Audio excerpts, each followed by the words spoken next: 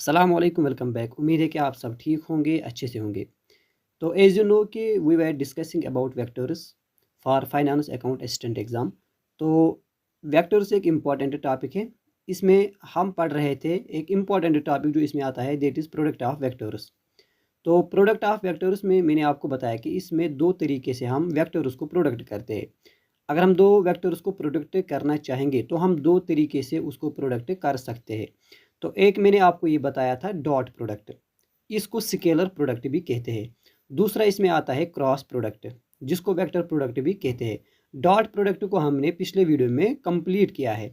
तो इसमें मैंने आपको ये बताया कि जब हम दो वेक्टर्स को प्रोडक्ट करते हैं, डॉट प्रोडक्ट का मतलब होता है कि जब हम दो वेक्टर्स को प्रोडक्ट करते हैं, हमारे पास जो आंसर आता है वो एक स्केलर आता है। वो एक ऐसी क्वांटिटी आती है जो स्केलर होती है। स्केलर मतलब जिसका सिर्फ क्या होता है, मैग्नीट्यूड। ठीक है। तो आज हम ये पढ़ने वाले हैं कि अगर हम क्रॉस प्रोडक्ट निकालेंगे तो क्रॉस प्रोडक्ट क्या होता है। ठीक है। तो इन दोनों में बेसिक जो डिफरेंस है वो ये है कि जब हम ए डॉट बी निकालते हैं तो वो हमारे पास एक स्केलर क्वांटिटी आती है। और जब हम दो वेक्टर्स को क्रॉस प्रोडक्ट करते हैं, ए वेक्टर को हम क्रॉस करते हैं बी वेक्टर से, हमारे पास जो आंसर आता है वो एक वेक्टर आता है, एक वेक्टर क्वांटिटी आती है। मतलब ये है कि जो वेक्टर क्वांटिटी होगी इसका एक मैग्नीट्यूड भी होगा, इसकी डायरेक्शन भी होती है। ठीक है। इसकी क्या होगी, डायरेक्शन भी, और इसका होगा मैग्नीट्यूड भी। यह है इसकी बेसिक डिफरेंस। इसीलिए क्रॉस प्रोडक्ट को वेक्टर प्रोडक्ट भी कहते हैं। डॉट प्रोडक्ट मैंने आपको डिटेल में कहा था ये किसके इक्वल होता है, इसमें क्या ऑब्जर्वेशन इंपॉर्टेंट पॉइंट्स आते हैं, वो सब कुछ मैंने बताया। तो आज हम स्टार्ट करेंगे इसका दूसरा पार्ट जो कि इंपॉर्टेंट है, क्रॉस प्रोडक्ट। तो सबसे पहले हम समझेंगे कि क्रॉस प्रोडक्ट या वेक्टर प्रोडक्ट क्या होता है। ठीक है। तो ये चीज़ मैंने आपको बताई कि अगर हम दो वेक्टर्स को प्रोडक्ट करें और वहाँ पे आंसर एक वेक्टर की फॉर्म में आता है, that is called the vector product. अब क्या कह रहा है कि द क्रॉस प्रोडक्ट और vector product of two vectors gives a vector that is perpendicular to both vectors. अब इसमें खास बात यह है कि जब हम दो वेक्टर्स यहाँ पर लेते हैं इस तरह से, अगर हम एक वेक्टर ये होगा, इसको हम ए मानेंगे, और यहाँ से दूसरा वेक्टर इस तरह से बी वेक्टर। तो अगर यहाँ पर क्या होता है, देखो, जब हम क्रॉस प्रोडक्ट निकालते हैं, क्रॉस प्रोडक्ट निकालते हैं, यह हमें एक ऐसा वेक्टर देता है कि जो कि परपेंडिकुलर होता है इस वेक्टर को भी और इस वेक्टर को भी, वो इसके परपेंडिकुलर होगा। तो यही बात ही कह रहा है कि if two vectors are A vector and B vector then their cross product is written as.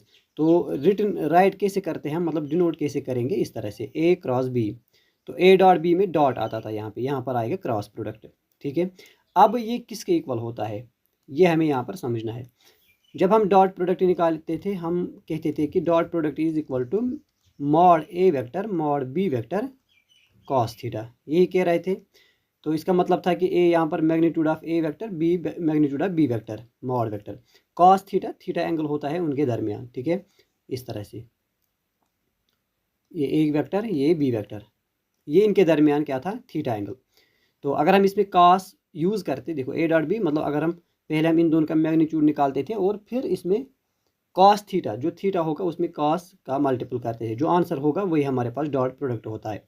अब यहाँ पर क्या होता है, देखो यहाँ पर होगा A cross B, A vector cross B vector, ये किसके इक्वल होगा, mod of A mod of B, यहाँ पर होता है साइन थीटा। और साइन थीटा के अलावा यहाँ पर एक और चीज़ आती है, दैट इज एन केप। क्या आती है, एन केप। अब ये चीज़ हम समझेंगे इसका क्या मतलब होता है। देखो यहाँ पर ये होता है कि ए क्रॉस बी क्या होगा, magnitude of A magnitude of B sine theta N cap. ठीक है। वायर यहाँ पर क्या क्या, देखो मैग्नीट्यूड ऑफ ए हम जानते हैं, ये है मैग्नीट्यूड ऑफ ए का मैग्नीट्यूड मॉड है। इसी तरह से बी भी होगा मैग्नीट्यूड ऑफ बी। थीटा अगर यहाँ पर देखेंगे, थीटा क्या होता है, एंगल बिटवीन वेक्टर्स, जो इनके दरमियान ये एंगल होगा इसी को कहा जाता है थीटा। लेकिन यहाँ पर जो इंपॉर्टेंट पॉइंट है वो ये है कि जो एन वेक्टर होता है ये एक यूनिट वेक्टर होगा। ये क्या होगा, ये एक यूनिट वेक्टर होगा जो कि परपेंडिकुलर होगा इन दो वेक्टर्स को। ठीक है। इन वेक्टर्स को ये परपेंडिकुलर भी होता है, ये यूनिट वेक्टर। अब यूनिट वेक्टर का मतलब क्या है कि इसका मैग्नीट्यूड 1 होगा, एन का मैग्नीट्यूड 1 होगा। और इसके अलावा यहाँ पर साइन थीटा आता है, डॉट प्रोडक्ट में कॉस थीटा आता है। ये मेन डिफरेंस आपको याद रखनी है, यहाँ पर कॉस थीटा आता है, यहाँ पर साइन थीटा आता है। तो कॉस थीटा और इसके साथ एन एक्स्ट्रा आता है, बाकी ये सेम है जिस तरह से निकाला जाता है। तो अब इसके मतलब ये यूनिट वेक्टर है, मतलब इसका मैग्नीट्यूड 1 होगा। आई बात समझ में? अब देखो इसको हम समझेंगे। यहाँ पे हमारे पास क्या है, देखो ये एक वेक्टर है, ए वेक्टर इस तरह से, यहाँ पर बी वेक्टर इस तरह से, इसकी डायरेक्शन ये है, इसकी डायरेक्शन ये है। और यहाँ पर हमें ये बताता है जब हम ये निकालते हैं एन केप, ये एन केप क्या है, यूनिट वेक्टर। जब ये यूनिट वेक्टर है तो इसका मतलब ये हमें डायरेक्शन भी बताता है, सिर्फ मैग्नीट्यूड नहीं बल्कि हमें डायरेक्शन भी। तो हम कहते हैं ना कि जब हम ए क्रॉस बी निकालते हैं तो हमारे पास क्या आता है, हमारे पास एक वेक्टर क्वांटिटी आती है। क्या आती है, वेक्टर क्वांटिटी। अब यहाँ तक ये वेक्टर क्वांटिटी है, फिर ये जो यूनिट वेक्टर होगा यही हमें इसकी डायरेक्शन भी बताता है कि इसकी डायरेक्शन कहाँ पे होगी, जो कि जब हम स्केलर प्रोडक्ट निकालते थे वहाँ पे ये ऐसा नहीं होता था। ठीक है, तो ये बात याद रखना। अब यहाँ पर देखो ये ए वेक्टर, ये बी वेक्टर, इनके दरमियान ये एंगल क्या है, थीटा। ये हमने थीटा मान लिया। तो एंगल किस तरह से हम डिनोट करते हैं, मतलब किस तरह से लेते हैं, एंटी क्लॉकवाइज। ठीक है, याद रखना ये एंटी क्लॉकवाइज होता है। अगर हम क्लॉकवाइज लेते हैं वो माइनस में आता है, यहाँ तक याद रखना। और ये भी याद रखना जो थीटा होता है, थीटा क्या होता है, theta less or equal to pi greater or equal to 0 होता है। ये पॉइंट भी याद रखना। मतलब पाई का मतलब होता है 180 डिग्री, 180 डिग्री ऐसे आता है। अगर एक वेक्टर ऐसा होगा, दूसरा इस तरह से होगा, तो ये किस एंगल पर होगा, 180, क्योंकि यहाँ से यहाँ तक 180 होता है, 180 डिग्री पर। और ये जो 180 डिग्री पर होगा यही नेगेटिव में आएगा, ये नेगेटिव वेक्टर में आता है। अब यहाँ पर देखो ये एन केप क्या है, ये परपेंडिकुलर है, ये मतलब आगे की तरफ भी होगा और पीछे की तरफ भी होगा। जब ये पीछे की तरफ होगा तो ये नेगेटिव में आएगा एन वेक्टर। ठीक है, मतलब इसकी डायरेक्शन अगर मतलब यहाँ पर मैं 3D में यहाँ पर नहीं दिखा सकता हूँ, मतलब इसका मतलब है कि ये जो पॉइंट है इसके अंदर की तरफ अगर हम देखेंगे तो ये माइनस आता है, और इसके बाहर की तरफ आएगा तो ये पॉजिटिव आता है। और ये डायरेक्शन दिखाता है यहाँ से, और डायरेक्शन यहाँ से दिखाता है। यहाँ से का मतलब है कि अपोजिट डायरेक्शन में। ठीक है, तो ये हमारे पास है, ये क्रॉस प्रोडक्ट है। तो सिंपल अगर आपको यहाँ पर मैं कंक्लूजन में बताऊँ कि आपको याद क्या रखना है, आपको ये याद रखना है कि ए क्रॉस बी जो होता है वो किसके इक्वल होता है, magnitude of A vector mod of B vector sine theta and N cap, ये इसके इक्वल होता है। और बाकी चीज़ें आपको पता है कि ये कैसे निकलता है, ये भी इसी तरह निकलेगा। साइन थीटा का मतलब थीटा क्या होगा वो एंगल आप यहाँ पर दे सकते हैं इसमें। ठीक है, यहाँ तक तो ये है सिंपल क्रॉस प्रोडक्ट। अब इसमें क्या आता है, कुछ इंपॉर्टेंट ऑब्जर्वेशंस आती है, ये चीज़ें हमें याद रखनी है। पहली बात आपको याद रखनी है कि जो मैंने पहले भी बताया कि अगर हम क्रॉस प्रोडक्ट निकालते हैं हमारे पास एक वेक्टर क्वांटिटी आती है, ये मैंने आपको बताया। अब दूसरी बात यह है कि अगर ए आपके पास एक वेक्टर है, बी आपके पास दूसरा वेक्टर है, देन ए क्रॉस बी जो होगा, ए क्रॉस बी वो किसके इक्वल होगा, जीरो वेक्टर के इक्वल। क्या होगा, जीरो वेक्टर। मतलब ये कह रहा है कि अगर हमारे पास दो वेक्टर है नॉन जीरो वेक्टर्स, क्या है, नॉन जीरो वेक्टर्स, मतलब वो जीरो वेक्टर नहीं है, लेकिन फिर भी जब हम इनको क्रॉस प्रोडक्ट निकालते हैं वो जीरो के इक्वल आता है, वो जीरो के इक्वल आता है। ये कब पॉसिबल है, ये तब पॉसिबल है कि अगर ए एंड बी वेक्टर जो होंगे वो पैरेलल होंगे। क्या होंगे, वो यहाँ पर पैरेलल होंगे। अब इस बात को समझिए। देखो हम जानते हैं कि अगर हम दो नंबर्स को आपस में मल्टीपल करेंगे, फॉर एग्जाम्पल 2 इंटू 0 हम लेंगे तो वो क्या होगा, 0। तो इसका मतलब कि अगर हम दो नंबर्स को मल्टीपल करते हैं वो तब 0 आएगा, या तो वो उनमें से एक ज़रूर 0 होना चाहिए, दो नंबर्स में से एक को मतलब नेसेसरली 0 होना पड़ेगा, तब उनका प्रोडक्ट 0 के इक्वल आता है। ठीक है, और लेकिन यहाँ पर क्या बात है, यहाँ पर कह रहा है कि अगर हम दो को प्रोडक्ट करेंगे, दो वेक्टर्स को प्रोडक्ट करते हैं, दोनों 0 नहीं है, नॉन जीरो। नॉन जीरो मतलब वो 0 नहीं है, ना ए 0 है ना बी 0 है, लेकिन इनका क्रॉस फिर भी 0 वेक्टर के बराबर आता है। ये कब पॉसिबल है, ये तब पॉसिबल है जब ए वेक्टर और बी वेक्टर आपस में पैरेलल होंगे। अगर ए वेक्टर इस तरह से है, बी वेक्टर इस तरह से है, ये दोनों पैरेलल है। अब जब पैरेलल होंगे इनके दरमियान एंगल क्या बनेगा, इनके दरमियान एंगल होगा 0। क्या होगा, 0 डिग्री इनके दरमियान एंगल होगा।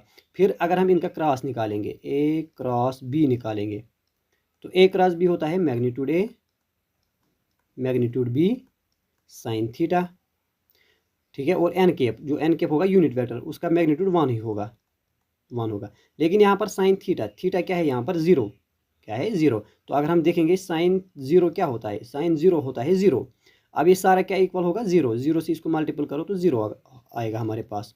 तो ए क्रॉस बी का हमारे पास आंसर आएगा 0 वेक्टर। तो यही कह रहा है कि जब ये दोनों पैरेलल होंगे तो पैरेलल के केस में बेसिकली इनके दरमियान का एंगल 0 डिग्री बनता है। सो दैट इज़ वाई कि उनका प्रोडक्ट भी क्या होगा, 0 वेक्टर के इक्वल। इंपॉर्टेंट पॉइंट याद रखना, ऐसे क्वेश्चन आ सकते हैं कि आपसे पूछा जाएगा कि दो वेक्टर्स कब उनका प्रोडक्ट क्रॉस प्रोडक्ट कब जीरो होता है। ठीक है, तो आपको याद रखना है कि जब उन दो जो वो होंगे दो वेक्टर्स वो आपस में पैरेलल होंगे, ये बात याद रखनी। ठीक है यहाँ तक। अब इसके अलावा इसमें आपको जो याद रखना है वो मैं आपको बताता हूँ। देखो, अब अगर आपके पास थीटा क्या होगा, समझो कि अगर थीटा होगा π/2, क्या होगा π/2। देखो पहले मैंने बताया कि थीटा अगर क्या होगा जीरो, थीटा जीरो होने पर क्रॉस प्रोडक्ट क्या होता है, जीरो होता है। ठीक है, ये बात याद रखनी है। अब अगर यहाँ पे थीटा π/2 होगा, क्या होगा π/2, मतलब इस तरह से, अगर एक वेक्टर इस तरह से है दूसरा वेक्टर इस तरह से है, ये ए वेक्टर फॉर एग्जांपल, ये होगा हमारे पास बी वेक्टर। अब इनके दरमियान एंगल क्या है 90 डिग्री, तो थीटा इक्वल टू 90 डिग्री। 90 को हम π/2 भी कहते हैं। ठीक है, π/2, पाई को 180 और π/2 90 होगा। तो ये कह रहा है कि जो फिर क्रॉस प्रोडक्ट होगा वो किसके इक्वल होगा, magnitude of A magnitude of B. क्या होगा, magnitude of A magnitude of B. अब इसको भी हम यहाँ से आराम से समझेंगे। देखो क्या कह रहा है कि हम जानते हैं कि अगर ए क्रॉस बी किसके इक्वल होता है, वो basically magnitude A magnitude B sine theta होता है, साइन थीटा। अभी कह रहा है कि थीटा कितना है π/2, अगर हम यहाँ पर π/2 लेंगे तो साइन π/2 होगा। तो साइन π/2 क्या होता है, मतलब साइन 90, साइन 90 1 के इक्वल आता है, किसके इक्वल, 1 के इक्वल। तो इसका मतलब क्या होगा, यहाँ पर हम 1 देंगे। ठीक है, तो आंसर क्या आएगा, magnitude A magnitude B. Sine theta यहाँ पर 1 है तो 1 से मल्टीपल करेंगे तो आंसर आएगा मैग्नीट्यूड ए मैग्नीट्यूड बी। तो इसका क्या मतलब है, इस ऑब्जर्वेशन से हमें ये पता चलता है कि अगर दो वेक्टर्स आपस में परपेंडिकुलर है, अगर दो वेक्टर आपस में परपेंडिकुलर है, that is the angle between the vectors is 90 degree और π/2, तो उस केस में जो क्रॉस प्रोडक्ट होता है वो मैग्नीट्यूड ए मैग्नीट्यूड बी के इक्वल आता है। ये किस केस में है, परपेंडिकुलर के केस में। और पैरेलल के केस में मैंने आपको बताया ये जीरो के इक्वल होता है। और ऐसा ही हमने डॉट प्रोडक्ट में पढ़ा था। वहाँ पे जब हम अगर वहाँ पे दो वेक्टर्स परपेंडिकुलर होते थे तो वो जीरो के इक्वल आता था। और रीज़न क्या था, रीज़न ये था कि वहाँ पे कास आता है और कास 0 1 के इक्वल होता है, कास π/2 0 के इक्वल आता है। लेकिन साइन में अपोजिट होता है, साइन 0 के इक्वल होता है। ठीक है, साइन 0 के इक्वल आता है और साइन π/2 1 के इक्वल आता है, क्योंकि ये मतलब चेंज होता है। और यही वजह है कि यहाँ पर क्या आएगा, यहाँ पर जब परपेंडिकुलर होगा तो इनका वैल्यू क्या होगा, magnitude of A magnitude of B. अगर जीरो होता तो ये जीरो के इक्वल आता, और जो डॉट प्रोडक्ट हमने पढ़ा उसमें ये अपोजिट हो जाता है। इस तरह से भी आप इसको याद रख सकते हैं। अब यहाँ पर एक इसमें जो एक्स्ट्रा पॉइंट आता है वो ये है कि अगर आपके पास दो वेक्टर से आपस में क्या वो परपेंडिकुलर है, अगर वो आपस में परपेंडिकुलर है, ठीक है, आपस में क्या है perpendicular, unit vectors I and J के वो है। तो इसका क्या मतलब है, अगर आपके पास दो मतलब म्यूचुअली परपेंडिकुलर वेक्टर्स होते हैं, देखो तो क्या होता है आई इंटू आई। अगर आप आई इंटू आई करेंगे या जे इंटू जे, मतलब जे क्रॉस प्रोडक्ट जे के क्रॉस के, वो जीरो के इक्वल आता है। अगर आई इंटू जे करेंगे तो वो के इक्वल, जे के करेंगे आई के इक्वल, के आई करेंगे तो जे के इक्वल। अब इसको भी हम आराम से यहाँ पर समझेंगे। तो देखो अगर हम दो वेक्टर्स को यहाँ पर पैरेलल लेंगे, एक इस तरह से ए वेक्टर होगा, दूसरा वेक्टर बी वेक्टर होगा। अब इन दोनों के दरमियान एंगल क्या है 0 डिग्री, मतलब जब थीटा क्या होगा, जब थीटा 0 होगा, शॉर्ट में हम कहेंगे जब थीटा 0 होगा। तो सो आई क्रॉस आई, आई क्रॉस आई क्या होता है, magnitude of I magnitude of I sign theta होगा। अब साइन थीटा क्या होगा 0 होगा। ठीक है, तो हम क्या कहेंगे आई इंटू 0 दैट इज 0। तो हमारे पास 0 वेक्टर आएगा, आई क्रॉस आई क्या आएगा 0 वेक्टर। इसी तरह से जे क्रॉस जे भी 0 के इक्वल आएगा, और के वेक्टर क्रॉस के वेक्टर वो क्या होगा, वो भी 0 होगा। तो ये बात आपको याद रखनी है कि in case of vectors are parallel, अगर वेक्टर्स क्या होंगे पैरेलल होंगे तो उस केस में क्या होता है, उस केस में आई क्रॉस आई 0 के इक्वल होगा, जे क्रॉस जे 0 के इक्वल, के क्रॉस के 0 के इक्वल।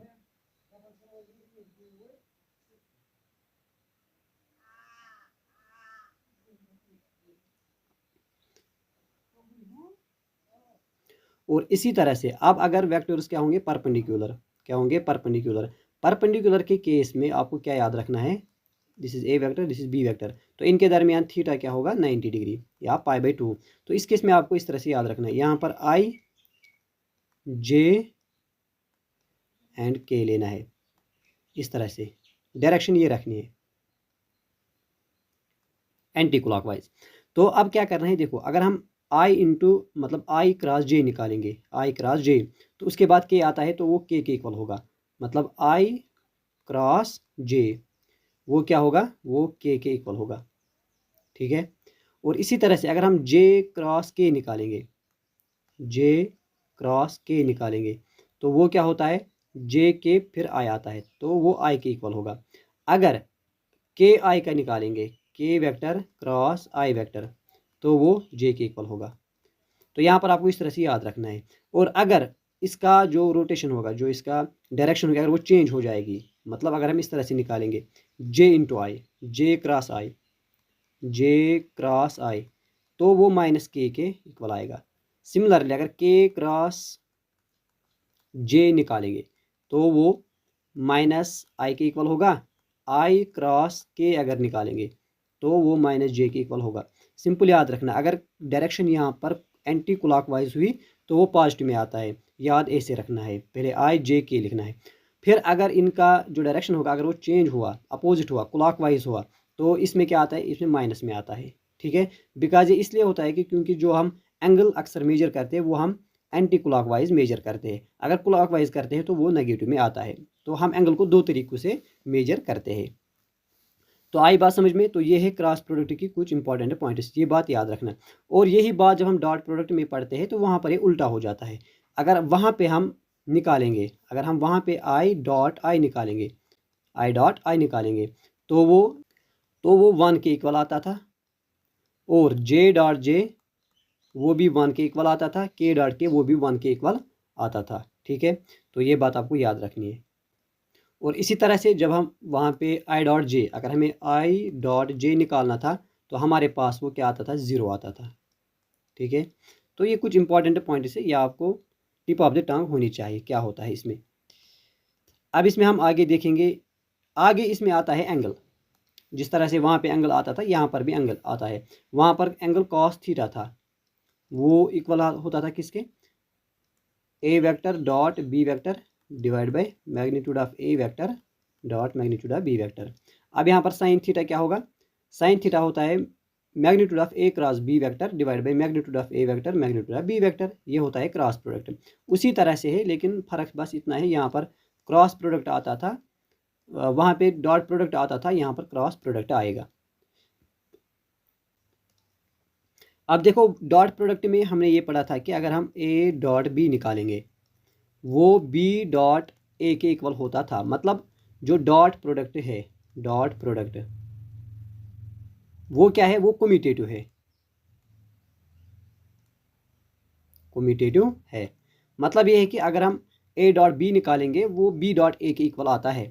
लेकिन अगर आप यहाँ पर देखेंगे जो ए क्रॉस बी होता है, ए क्रॉस बी, वो जनरली बी क्रॉस ए के इक्वल नहीं होता है। तो याद रखना कि डॉट प्रोडक्ट वो कम्यूटेटिव होता है, लेकिन जो क्रॉस प्रोडक्ट होगा, वेक्टर प्रोडक्ट होता है, ये कम्यूटेटिव नहीं होता है। ये इंपॉर्टेंट प्रॉपर्टी है इसमें। तो A cross B not equal to B cross A, ये भी इसमें आपको याद रखना है।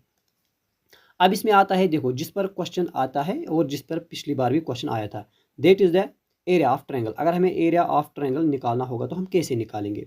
तो एरिया ऑफ ट्रायंगल निकालने के लिए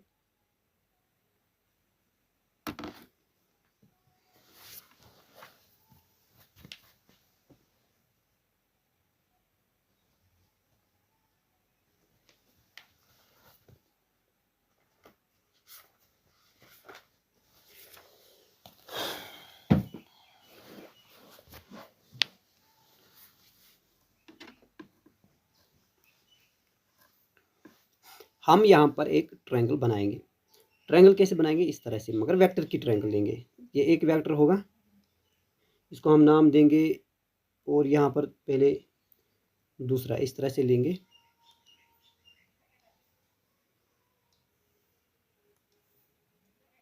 ये हमारे पास ए वेक्टर है, ये हमारे पास बी वेक्टर।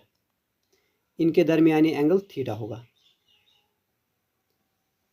इसको हम नाम देंगे ए। अब यहाँ से इसको ज्वाइन करेंगे, इसका नाम देंगे ए बी एंड सी। और हम क्या करेंगे, इस तरह से यहाँ पे हम एक परपेंडिकुलर ड्रा करते हैं। अब देखो, हम जानते हैं कि अगर हमें एरिया ऑफ ट्रायंगल निकालना होगा तो एरिया ऑफ ट्रायंगल किसके इक्वल होता है? एरिया ऑफ ट्रायंगल अगर हम देखेंगे, एरिया ऑफ ट्रायंगल वो इक्वल होता है 1/2 बेस इंटू हाइट, ये होता है बिल्कुल। अब अगर हम यहाँ पर देखेंगे, यहाँ पर आएगा 1/2। अब यहाँ पर बेस क्या है? बेस ये है ए से लेकर, यहाँ पर हम नाम देंगे डी, हम इसको ए डी मानेंगे, ठीक है, इसको हम ए डी मानेंगे। दैट इज जो ए डी है वो क्या है? ए वेक्टर, तो हम ये भी लिख सकते हैं ए वेक्टर। हाइट क्या होगी? हाइट होगी सी से लेकर डी तक, सी डी, ठीक है, सी डी यहाँ पर हाइट होगी। अब देखो, अब हम देखेंगे ये सी डी किसके इक्वल होगा, ये सी डी किसके इक्वल होगा। इसके लिए हम क्या करेंगे, यहाँ पर हम यूज़ करेंगे इसमें साइन थीटा। क्या करेंगे? Sine theta. हम जानते हैं कि जो साइन थीटा होता है वो होता है परपेंडिकुलर बाय हाइपोटेन्यूज। परपेंडिकुलर यहाँ पर सी डी, हाइपोटेन्यूज यहाँ पर बी वेक्टर है। तो सी डी अगर निकालेंगे, बी वेक्टर यहाँ आएगा, तो B vector sine theta, B vector मतलब बी वेक्टर का मैग्नीट्यूड होता है, ठीक है, साइन थीटा होगा। B vector sine theta equal to C D. तो यहाँ पे यूज़ करेंगे, ये होगा हमारे पास 1/2 मैग्नीट्यूड ऑफ ए वेक्टर, और फिर सी डी क्या है? B vector and sine theta, B vector sine theta.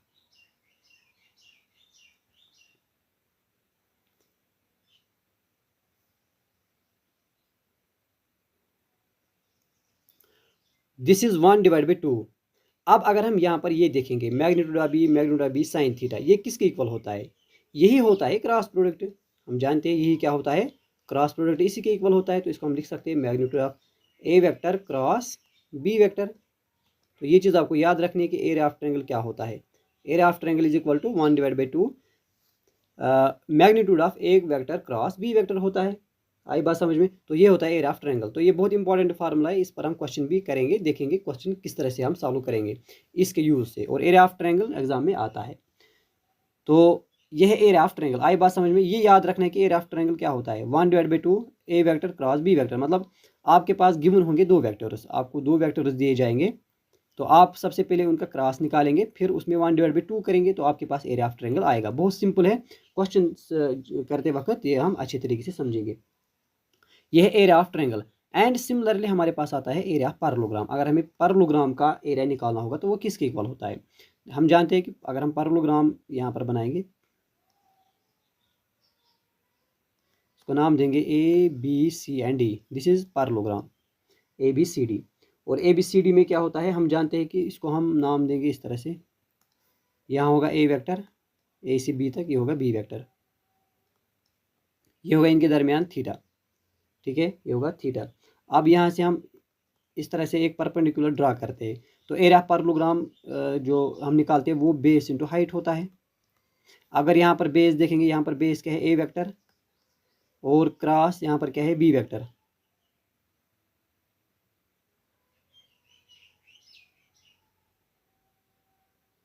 यहाँ पर हाइट क्या है? हाइट यहाँ पर है डी, एंड इसको अगर हम नाम देंगे एफ, डी एफ। फिर डी एफ निकालने के लिए हम यहाँ पर यूज़ करेंगे साइन थीटा। साइन थीटा होगा हमारे पास perpendicular by hypotenuse, that is D F divide by होगा बी वेक्टर। तो इसका यूज़ यहाँ पर करेंगे, हमारे पास आएगा मैग्नीट्यूड ऑफ ए, और डी ई क्या होगा? बी साइन थीटा, मतलब magnitude of B sine theta. और यही किसके इक्वल होता है? ये होता है ए क्रॉस बी के इक्वल, ठीक है। तो ये होता है एरिया ऑफ ट्रायंगल। तो याद क्या रखना है वो मैं आपको बताता हूँ। एरिया ऑफ ट्रायंगल आपको, एरिया ऑफ पैरेललोग्राम आपको याद रखना है कि एरिया ऑफ पैरेललोग्राम क्या होता है? Magnitude of A cross B vector, simple. Area में क्या होता है? एरिया में यहाँ पे क्या आता है? 1/2 ए क्रॉस बी, 1/2। तो ये होगा एरिया किसका? ट्रायंगल का। ये क्या होगा? एरिया किसका? पैरेललोग्राम का, ठीक है। तो पैरेललोग्राम का एरिया ये होगा और ट्रायंगल का एरिया ये होगा। फ़र्क बस इतना है, यहाँ पर 1/2 आता है, यहाँ पर 1/2 नहीं आएगा।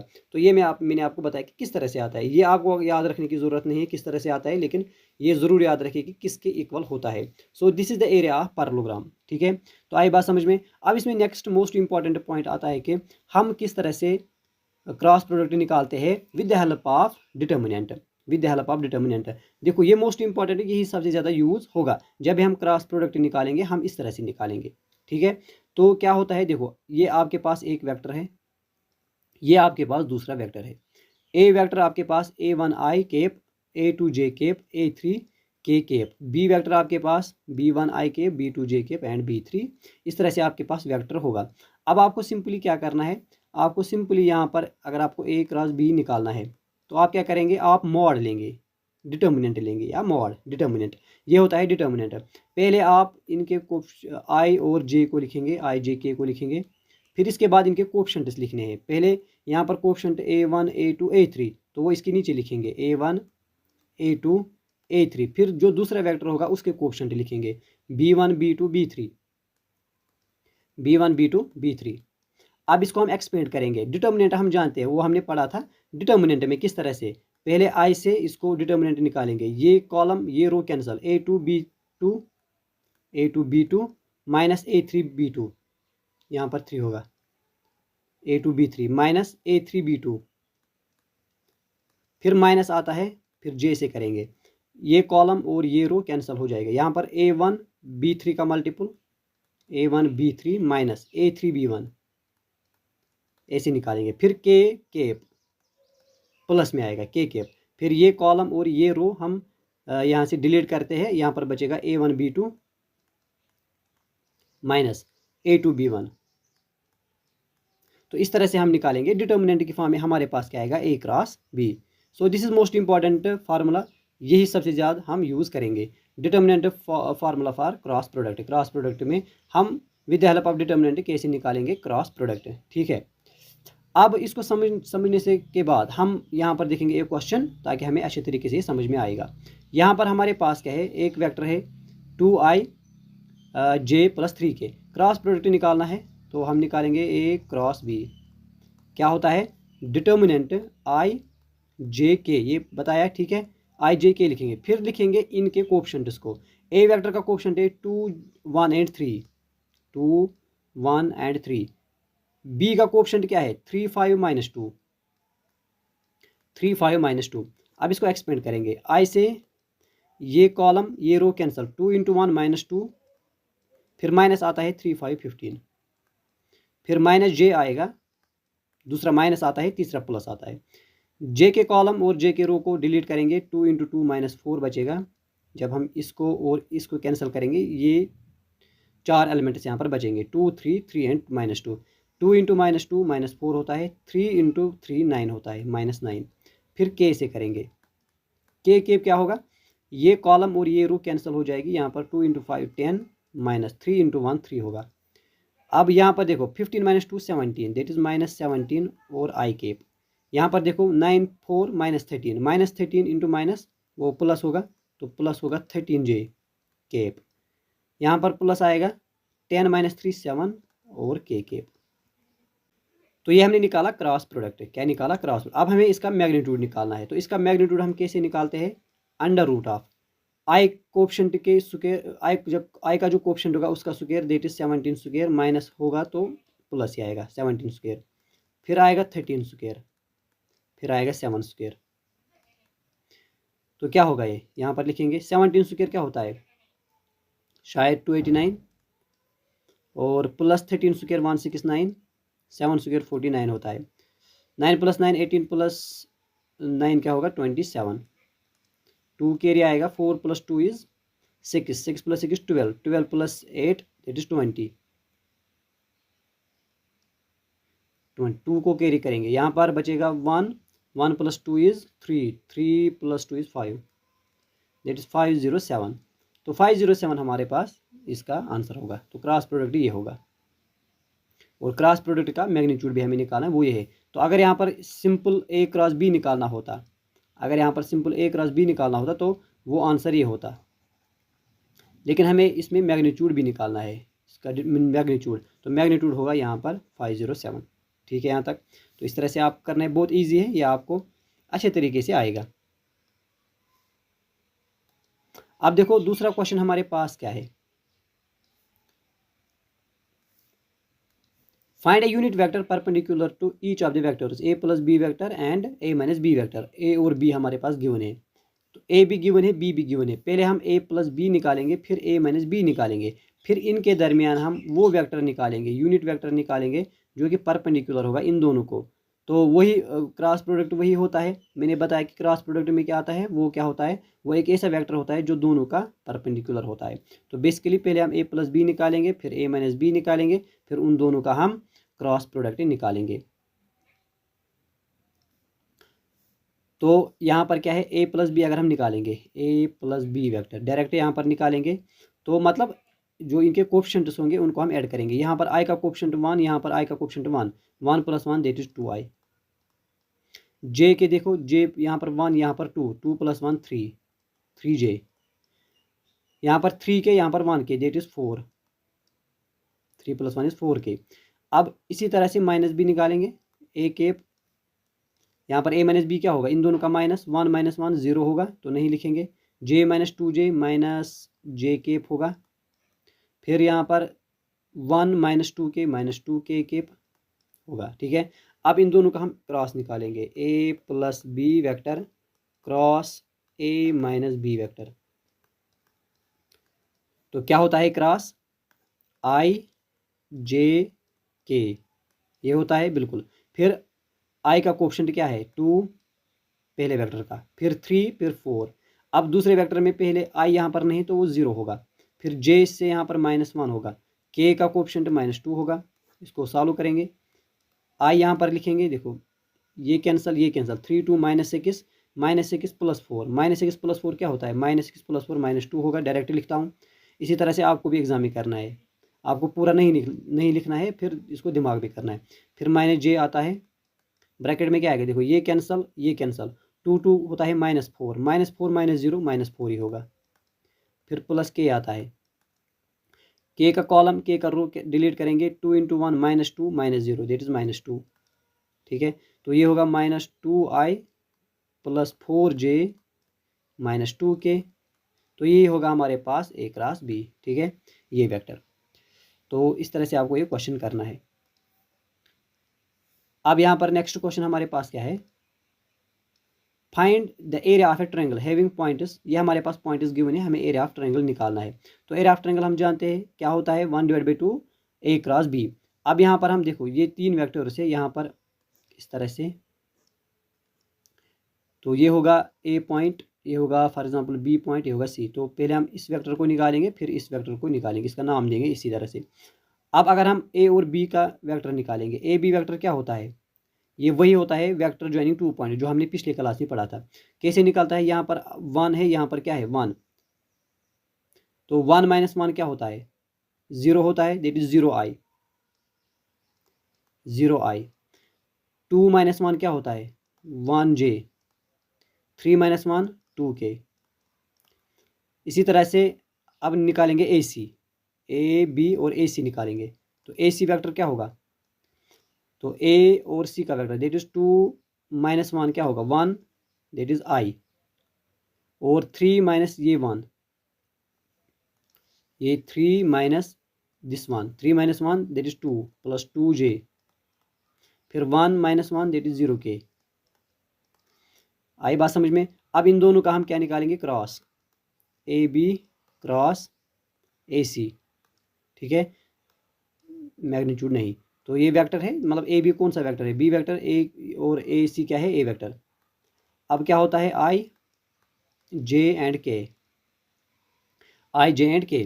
तो यहाँ पर कोफिशिएंट लिखेंगे 0 1 2, पहले वेक्टर के कोफिशिएंट्स। अब दूसरे वेक्टर के कोफिशिएंट से 1 2 एंड 0। तो इसी को आप एक्सपेंड करेंगे कैसे, देखो ये आई कॉलम कैंसल, आई रो कैंसल, 1 0 0 2 2 4 -4 आएगा, -j लिखेंगे, फिर ये कॉलम और ये रो कैंसिल करेंगे, 0 0 0 होता है, माइनस आएगा 2 × 1 -2 प्लस के से करेंगे, के केप से, तो ये कॉलम ये रो कैंसिल, 0 इंटू 2 होता है 0, 1 इंटू 1 -1, ठीक है, यहाँ पर बीच में माइनस आता है, तो ये होगा -4i minus minus plus, minus minus plus 2 into 1 that is 2j plus into minus minus के होगा। ये हमारे पास आ गया a क्रॉस b। अब हम इसका मैग्नीट्यूड निकालेंगे, तो मैग्नीट्यूड क्या होगा इसका, रूट अंडर रूट यहाँ पर 4 स्क्वायर -4 आएगा, वो फिर भी प्लस ही आएगा, 2 स्क्वायर एंड 1 स्क्वायर, इनके कोएफिशिएंट्स का स्क्वायर। यहाँ पर मैंने -4 नहीं लिखा क्योंकि वो स्क्वायर से वो पॉजिटिव आएगा, यहाँ पर -1 नहीं लिखा क्योंकि वो भी पॉजिटिव आएगा, क्योंकि इसके पावर में क्या है स्क्वायर, स्क्वायर से ये पॉजिटिव होगा। This is 16, 2 square is 4, 1 square is 1, 16 plus 4 that is 20, 20 plus 1 that is 21, under root 21, तो ये क्या होगा under root 21, this is magnitude इसका। अब बेसिकली हमें क्या निकालना है, एरिया, तो एरिया क्या होता है 1 डिवाइड बाई 2, ठीक है, magnitude of a cross b ये होता है बिल्कुल। अब दिस इज 1 डिवाइड बाई 2, इन दोनों का मैग्नीट्यूड क्या है √21, ठीक है, तो ये इसका एरिया होगा, ठीक है, तो ये एरिया होगा। तो इसी पर एक क्वेश्चन आया था पिछले साल में, इसी तरह से वो क्वेश्चन था, वो हम अगले वीडियो में दिखाएंगे आपको वो क्वेश्चन क्या था, ठीक है, यहाँ तक तो ये क्वेश्चन समझ आया।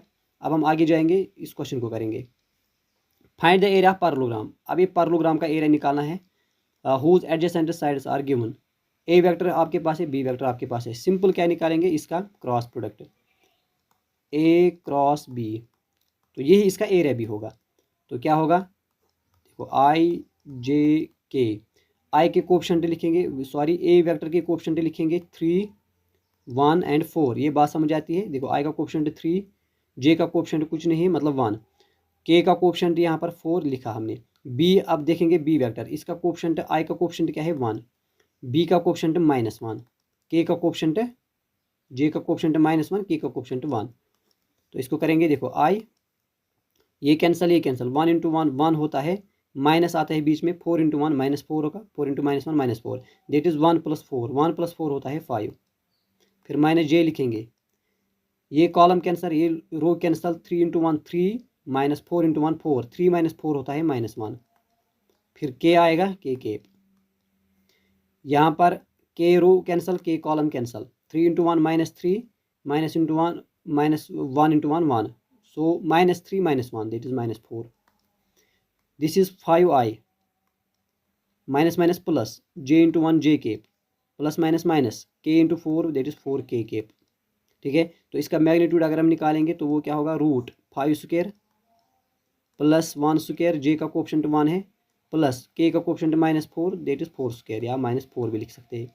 5 स्क्वायर होता है 25, 1 square 1, 4 square 16, this is 25 plus 1 26, 26 plus 16 क्या होता है 26, 36, 36 plus 6 that is 42, so answer होगा 42। तो ये हमारे पास एरिया भी होगा, ठीक है। तो इस तरह से हमने मतलब एरिया ऑफ पैरेललोग्राम भी सीखा है, तो एरिया ऑफ पैरेललोग्राम इस तरह से हम निकालेंगे। सो ये कुछ इंपॉर्टेंट पॉइंट्स थे, कुछ important concept regarding cross product, regarding vector product, ठीक है। तो इस वेक्टर प्रोडक्ट में आपको इतना ही याद रखना है, इसी में से आपका क्वेश्चन निकल जाएगा, ठीक है। तो उम्मीद करता हूँ कि आज का ये लेक्चर आपको पसंद आया है, तो एक लाइक और कमेंट ज़रूर कर देना, और इसके अलावा अपने दोस्तों के साथ भी इसको शेयर कीजिएगा। So thank you for watching this video. तो अब हम मिलेंगे नेक्स्ट वीडियो में।